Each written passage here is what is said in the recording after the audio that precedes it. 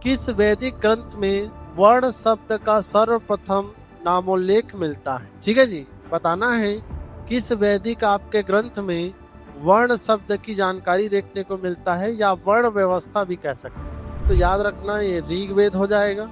कौन सा वेद होगा जी? ऋग्वेद। और ऋग्वेद में आप लोग पढ़े होंगे, इसमें 10 मंडल है टोटल, और इस 10 मंडल के ये 10वां मंडल है। ठीक है जी, इस 10 मंडल के ये जो 10वां मंडल है, इसी में हमें पुरुष सूक्त की जानकारी मिलता है, और इसी पुरुष सूक्त में हमें वर्ण व्यवस्था की जानकारी। ठीक है भाई, वर्ण व्यवस्था की जानकारी याद रखना ऋग्वेद के 10वें मंडल के पुरुष सूक्त में देखने को मिलता है, और यह वर्ण शब्द की चर्चा पहली बार हमें ऋग्वेद के 10वें मंडल में मिलती। और यह वर्ण व्यवस्था क्या था?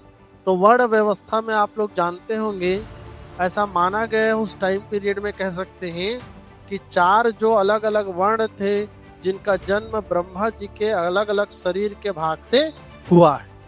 इसको भी चलिए थोड़ा सा बता देता हूँ।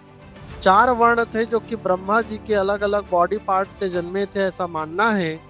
ब्रह्मा जी के कहाँ कहाँ से इनका जन्म माना गया है जी? देखिए, तो ब्रह्मा जी के आपका मुख से, कई जगह सिर भी लिखा रहता है, ब्रह्मा जी के कंधे से, ब्रह्मा जी के जांग से, और ब्रह्मा जी के पैर से। ठीक है, तो ये 4 जगह याद रखना, ब्रह्मा जी का मुख या सिर, कंधा, जांग और पैर।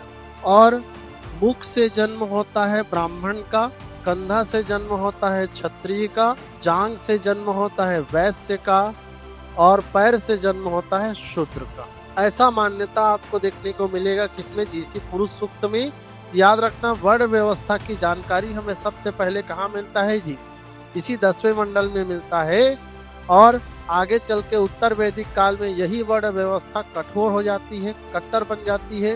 पढ़े होंगे आप लोग, याद रखिएगा। यह 18वां क्वेश्चन का बिल्कुल सही उत्तर बनेगा ए ऑप्शन।